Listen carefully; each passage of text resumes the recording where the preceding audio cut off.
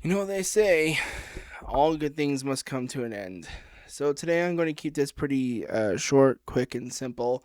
Um, I wanted to talk about Jackass, the best and last, and that mixes, both old and new stunts with unreleased footage from across its history. With that being said, this is a 17 plus video, so keep that in mind.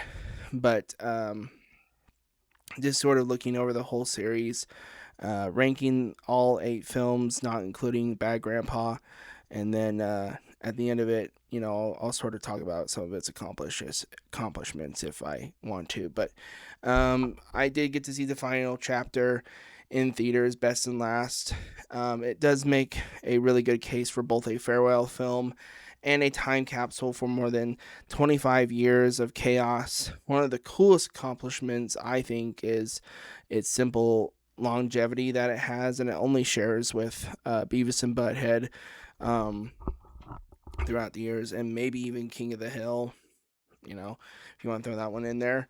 But Jackass survived changing comedy trends, the end of MTV's dominance, and then streaming, social media, stunt culture, and the cast getting older while keeping its central appeal for both its friends willing to hurt themselves, humiliate themselves, and laugh at each other, along with losing Ryan Dunn and Bam Margera throughout the years. That they still kept a really solid cast of people who were willing to participate in one of the best series that over the years always hit number one in the box office, earning well over its budget. I think Jackass 3D is probably the biggest example of this, while it earned 171.5 million at the worldwide box office, with a 50 million dollar opening weekend, and that was massive compared to its $20 million budget. And the first film soared to 79 million at only $2 million budget. So it definitely had its own accomplishments. But I think the way I'm going to talk about these films is just in sort of the retrospect that they do, um, in in its own in its own way. In the last film, they kind of sit there and talk about um, the way that it all worked out in the end. And so let's go ahead and talk about it. Um, I'm going to rank the movies and then sort of talk about them briefly, and then we'll just talk about some of the accomplishments, and that will be the end of this video. I hope you all had a safe 4th weekend. I thought of all the patriotic things I could talk about today, and I think that only the reason that films like this exist is for the fans. So if you're a fan, let me know down in the comments below what your ranking of the whole series would be. And I hope you all had a very safe Independence Day celebration weekend. And I will, of course, continue to do these reviews. So, number one for me was Jackass 3D. I think my favorite prank from that one is probably the Bungee Boogie. That one was just a really fun one. Like I said, highest earning and one of the best 3D movies of the time, along with Avatar. Number two would be 4.5, which released exclusively on Netflix. The favorite prank from that one that I think I like the most, that's pretty popular, is Down the Clown. That's the one with the professional softball player. It's just a really fun one that we get to kind of hear everybody talk about their experience with it. That one also features, I think, the cup test. So those are both really fun pranks from that one. The next one for me in the top three would be Jackass the movie, with the toy car X-ray being my favorite prank from that one. That one is featured in the best and last as one of their favorite pranks from over the years, featuring Ryan Dunn, of course. And so I think we just have to look at that one and say that that one's probably the best. Now, the best and last for me was kind of a really fun film. It was more of a reflection than it was Jackass movie in and of its own, where they put in a lot of their favorites from the past. So that one would be Dirty Twister was my favorite one from that one. Uh, Jackass 3.5 was my next favorite one at number 5, with the Slip and Bowl being my favorite prank from that one. I feel like they really hit their stride in 3 and 4, which leads me to Jackass Forever. My favorite one from that one was the ending prank, the final send off, which was the VomitRon and then paintball.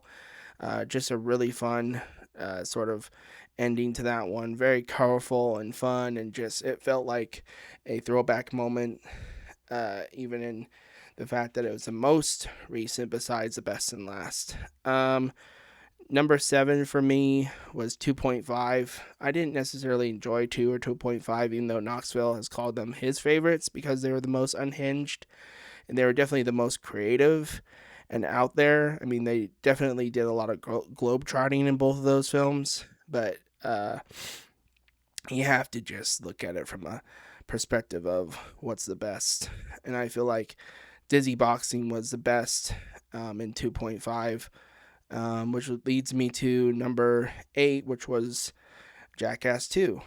Definitely not my favorite movie. There was a lot of gross out stuff in that one that I'm just not a huge fan of personally, but I know a lot of people are. Toro Totter was probably my favorite one, featuring I think the first bowl. Let's just talk about it. I mean, the cast injuries are not movie magic, but they're definitely a lot of the magic in these films. Knoxville suffered severe concussions and brain hemorrhage after most all of his bull stunts, while other members endured broken bones, serious facial injuries, and worse. And the "don't try this at home" warning definitely got them in a lot of trouble over the years. So I feel like those things are these things that only this series can boast. Definitely one of the things that I think is just talked about is a low budget, almost love that these films carry for each other. Jackass does have a Oscar nominee in Bad Grandpa, which is one of the biggest overall theatrical hits, making about 160.9, which is a little bit below 3D. Worldwide, it earned an Academy Award nomination for Best Makeup, Hair, and Hairstyling. So there is an Oscar nomination in the mix. And like I said, number 2 is considered the most unhinged and best by Knoxville himself. So maybe that's it. But I feel like while the series is low budget, the only thing that makes it last is that from 2002 to 2026, having an opening number 1 at the box office is amazing. And of course, we can talk about how right now Best and Last is sitting at number 4, right below Supergirl. Supergirl is projected to drop 80% over the next couple of weekends, so I definitely can see a world where it climbs more after this. But that's 5 openings at number 1 over 3 different decades, and it became one of the biggest R-rated stunt comedy series in the entire world. So I feel like that's the only way to talk about it. Some of the best accomplishments I could find from the series was that there was 120 gallons of pig goop used in Jackass Forever for the opening sequence of Godzilla Pontius, and for the Dave England bit for the interview bit that they did. And then Jackass 3D is a rare live action comedy shot in stereoscopic 3D. Some outlets like GQ humorously call it one of the best stunts, one of its best stunts examples of 3D after Avatar, but there's no official consensus on that. So anyways, I'd say, I give it a nice 9.5 out of 10. I'd say go see it. It's definitely a good representation of the last few years, decades of work that they have. It's good to see the cast all back together. Bam, unfortunately, didn't return for this one, and they do a lot of older stunts where you get to see Bam and Ryan on screen, but it's older stuff, nothing new, but definitely an accomplishment in of itself, just getting these guys all back together one more time and having it open domestically really well in a very cynical society. I think it's good to see that films like this can still make people laugh. Anyways, that's all I have to say today about Jackass. I hope you all had a good Independence Day weekend, and I will see you all very soon. We have the Odyssey coming up soon, so I'm hoping to do some other Nolan films leading up to that one, and just some other stuff that I'm really excited about. So please consider liking, subscribing. Let me know down in the comments below where you're from. And if you saw this movie, if you're hoping to go see this movie, make sure you subscribe so you don't miss more reviews in the future. And I will see you, if nothing else, I will see you at the movies. All right, guys, that's all I have. Peace out.